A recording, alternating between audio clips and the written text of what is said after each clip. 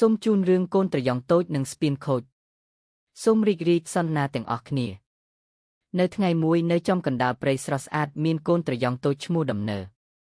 គាត់មានចិត្តក្លាហានប៉ុន្តែពេលខ្លះក៏ច្រឡំងាយខ្លាំងផងដែរតារាដើរទៅក្បែរស្ពានឈើតូចមួយដែលភូមិច្រើនប្រើរៀងរាល់ថ្ងៃចារ៉ាហេថ្ងៃនេះខ្ញុំចង់ទៅឃើញស្ពាន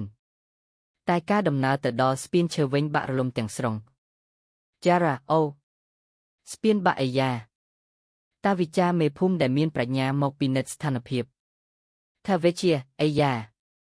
ស្ពានបាក់ហើយត្រូវជួសជុលឆាប់ចារ៉ាខ្ញុំអាចជួយបានទេភីណេតកូនចៅភូមិក៏រត់មកមើលដែរហ្វេណេតតើយើងធ្វើម្ដេច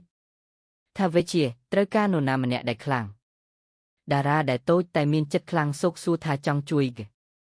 ចារ៉ាខ្ញុំអាចជួយរើសឈើបានថាវិជាល្អណាស់កូនតារានិងភីណេតចូលទៅក្នុងព្រៃដើម្បីប្រមូលឈើដែលធ្លាក់រលំពួកគេធ្វើការយ៉ាងមិននឿយហត់ហ្វេណេតតារាកូនខ្លាំងណាស់ចារ៉ាយើងត្រូវជួយគ្នាមែនទេតារាបន្តរើសឈើធំនោះទៅកាយស្ពានទោះបីជាធ្ងន់ក៏ដោយគាត់មិនឈប់ព្យាយាមទេអូហូខ្ញុំអាចធ្វើបានខ្ញុំត្រូវជួយគេភីណេតក៏ជួយរៀបចំឈើឲ្យត្រឹមត្រូវដើម្បីបង្កើតគ្រោងស្ពានឡើងវិញល្អណាស់តារាដាក់នៅទីនេះចារ៉ាបាទព្រះសង្ឃសូមាមកដល់ក្បែរស្ពានដោយនាំមកនៅពាក្យល្អសម្រាប់កូនដែលកំពុងជួយភូមិកុមារកំពុងធ្វើកិច្ចការល្អណាស់សូមបន្តព្យាយាមព្រះឲ្យខ្ញុំនឹងព្យាយាមជាងមុន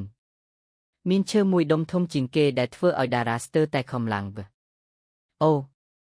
ធ្ងន់ណាស់តែខ្ញុំមិនបោះបង់ទេ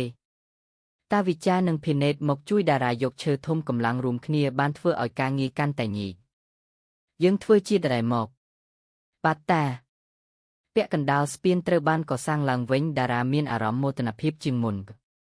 យើងជិតរួចហើយ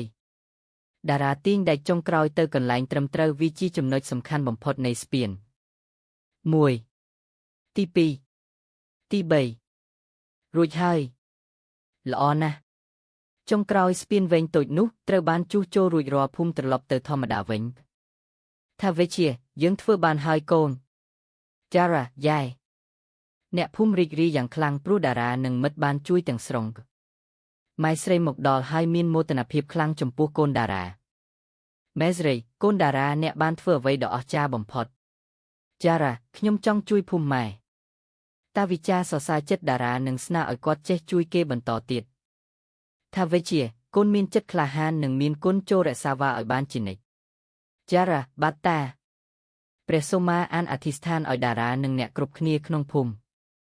សូមឲ្យកូនមានសុខសុភមង្គលនិងចិត្តល្អជានិច្ចចារ៉ាសូមអរគុណព្រះឲ្យនៅចុងបញ្ចប់នេះតារាបានស្គាល់ថាកម្លាំងតែម្នាក់មិនធ្វើអីបានទេតែចិត្តល្អនិងការរួមគ្នាអាចបង្កើតការផ្លាស់ប្ដូរដ៏អស្ចារ្យ